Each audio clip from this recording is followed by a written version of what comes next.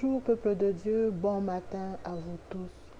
Ce matin, nous continuons avec notre thème et aujourd'hui nous avons un autre sous-thème, la grâce de l'héritage en tant qu'enfant de Dieu. Nous allons lire la parole du Seigneur et nous allons lire Jean chapitre 1 verset 12. La Bible dit, mais à tous ceux qui l'ont reçu, à ceux qui croient en son nom, elle a donné le pouvoir de devenir enfants de Dieu, lesquels sont nés, non du sang, ni de la volonté de la chair, ni de la volonté des hommes, mais de Dieu. 1 Jean 3, 1. Voyez quel amour le Père a témoigné pour que nous soyons appelés enfants de Dieu, et nous les sommes. La grâce de l'héritage en tant qu'enfants de Dieu. Nous devons savoir que nous ne sommes pas n'importe qui. Nous avons du prix aux yeux de Dieu. Le Seigneur est mort et il nous a choisis pour que nous puissions devenir des enfants de Dieu. Et nous devons savoir 4 choses pour lesquelles le Christ est mort pour nous. Nous devons avoir la bonne santé, la vie éternelle qui est déjà un acquis, la bonne santé, la délivrance, la restauration, la guérison, le recouvrement de la vue, bref, le bonheur. Parce que Christ veut que nous puissions vivre dans le bonheur. Et ce matin, Dieu veut manifester sa puissance parce qu'il est notre Père, parce qu'il est notre Dieu. Et nous, en tant qu'enfants de Dieu, nous ne devons pas oublier notre autorité en Christ. Le Seigneur nous a donné l'autorité afin de régner avec Christ. Le Seigneur nous a donné la position des enfants de Dieu. Nous avons droit, nous avons part à l'héritage. C'est la volonté de Dieu que nous soyons en bonne santé. C'est la volonté de Dieu que nous soyons délivrés. C'est la volonté de Dieu et que nous puissions prospérer, aller de l'avant. Si Christ voulait que ses enfants restent dans la souffrance, il n'allait pas venir, il n'allait pas verser de son sang, il n'allait pas accepter la mission de la croix. Mais si Dieu a accepté la mission de la croix, c'est tout simplement parce qu'il veut que toi tu sois heureuse, que moi je sois heureuse. Il veut que ses enfants soient heureux parce que voilà le projet qu'il a pour chacun de nous. Ce sont des projets de paix et non de malheur. Des fois le diable veut retenir les enfants de Dieu dans la souffrance. Mais la volonté de Dieu est que tu ne souffres pas et que tu vives le bonheur. Si depuis tout ce temps-là, de fois tu ne vis pas, c'est pourquoi Christ est mort pour toi. C'est tout simplement parce que tu ne fais pas de Dieu ta priorité. C'est tout simplement parce que tu ne prends pas du temps de comprendre en tant qu'enfant de Dieu, tu as des droits. Tu as des droits. Tu as des droits parce que tu es héritière du trône, tu es héritier du trône. Tu as droit à la santé, tu as le droit à la délivrance, tu as droit à la restauration, tu as droit à la liberté. Le diable ne peut pas continuer à te manipuler comme bon le semble parce que toi, tu ne l'appartiens plus. Tu fais partie de la lignée de Christ. Tu es enfant de Dieu. Tu as des droits que tu dois connaître. À un certain moment, face à toutes ces choses, tu dois te rendre compte que trop, c'est trop, assez. Il faut refuser certaines situations. Tu n'es pas appelé à souffrir. Tu n'es pas appelé à continuer à demeurer dans cet état-là de captivité. Parce que Christ a payé le prix. Il a fait de toi son enfant. Il t'a donné l'autorité de régner avec lui. Il veut que tu deviennes fort dans la prière afin de refuser certaines choses. Et en tant qu'enfant de Dieu, nous avons comme héritage l'ensemble de toutes ces choses auxquelles Christ est mort pour nous. Tu dois refuser certaines situations. Tu dois accepter que Dieu est là. Bannis la peur. Fais-lui confiance. Fais-lui confiance. Des fois, il faut se rendre compte que le Seigneur est là. Il ne t'abandonne pas. Il ne te délaisse pas. La plupart des enfants de Dieu oublient leur identité face à l'adversité, leur autorité face à l'adversité. Or, le Seigneur t'a donné le pouvoir. Il a donné l'autorité. Il t'a placé sur la même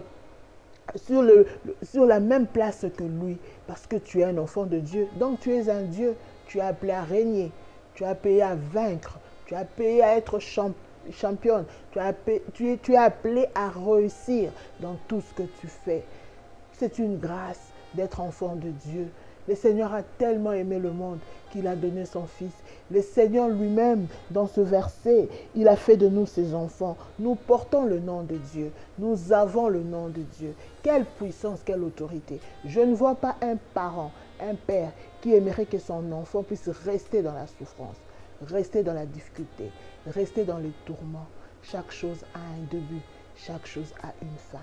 Et moi, je t'annonce ce matin que toute cette douleur-là, que toute cette situation-là, dans laquelle tu es resté longtemps dans la douleur, dans le pleur, en cachette là, tu pleures, des choses qui ne changent pas.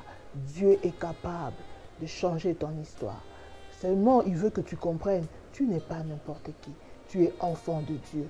Raison pour laquelle tu dois développer ton intimité avec Dieu dans la prière et dans le jeûne. C'est à ce moment-là que tu seras revêtu de sa puissance, revêtu de son autorité, dans la lecture de la parole de Dieu. Parce qu'en tant qu'enfant de Dieu, l'adversité peut se prévaloir par devant toi. Mais puisque tu as la parole de Dieu, tu sauras proclamer, tu sauras déclarer, tu sauras revendiquer tes droits. Pour revendiquer un droit, il faut les connaître. D'où il faut avoir la maîtrise de la parole de Dieu face à l'adversité, face à la maladie. Tu sais dire, Seigneur, à la croix, Seigneur, tu m'as délivré. Par tes meurtrissures, je suis guéri. Face au combat, tu sais s'élever. Parce que dans la vie des enfants de Dieu, il y aura toujours l'adversité. Mais l'avantage, quand vous avez Dieu, vous aurez toujours la victoire. L'adversité peut prévaloir par devant toi, mais la victoire est certaine. Parce que tu es enfant de Dieu, parce que tu n'es pas n'importe qui, tu as du prix aux yeux de Dieu, tu y as de l'autorité. Le Seigneur a revêtu sur toi l'autorité. Ne doute jamais de ta position en Christ. Ne doute jamais de ta position en tant qu'enfant de Dieu. Sache que le Seigneur est sous contrôle. Il est celui qui contrôle toutes choses. Dans certains moments, il faut savoir dire non. Il faut refuser certaines situations. Le Seigneur te parle de l'année de grâce, une année de faveur. Mais tu dois comprendre que certaines choses toi-même, tu dois refuser. Tu dois croire à la parole de Dieu. Ce que Dieu dit est vrai. Ce que Dieu dit, il le fait. Quand Dieu dit qu'il t'a donné la position du Christ, tu détiens le nom de Jésus. Le nom de Jésus, c'est un nom qui est au-dessus de tout le nom. C'est pourquoi, face à tout ce qui peut se prévaloir devant toi, il faut avoir la maîtrise du nom de Jésus. Il faut crier au Seigneur. Bartimée a crié, fils de David, aie pitié de moi. Dieu s'est manifesté parce qu'il savait que Dieu est capable de changer sa situation.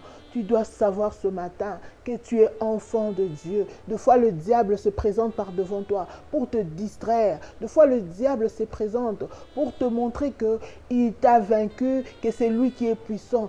Et tu oublies les victoires que Dieu t'a accordées il y a quelque temps passé. Parce qu'il y a une situation qui te fait peur. Bannis la peur. Ne donne pas l'occasion au diable. Le diable a été vaincu par Jésus. Toi, tu es enfant de Dieu, tu es enfant du roi des rois, tu as tes droits en tant qu'héritage. L'héritage, c'est les choses pour lesquelles Christ est mort. Christ est mort pour le salut. Le salut pour toi, c'est un acquis. Christ est mort pour que tu puisses avoir la vie en abondance. Il est mort pour que tu puisses avoir la victoire. Il est mort pour que tu sois en bonne santé. Il est mort pour que tu puisses prospérer à tous égards. Il est mort pour que tu puisses avoir une vie apaisée. Et la vie apaisée que Dieu t'appelle, c'est pas la vie que Dieu t'appelle.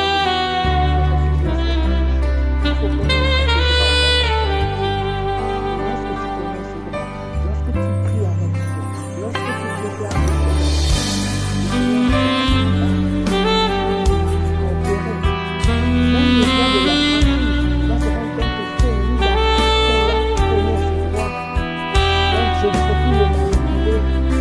Il te lève sa main.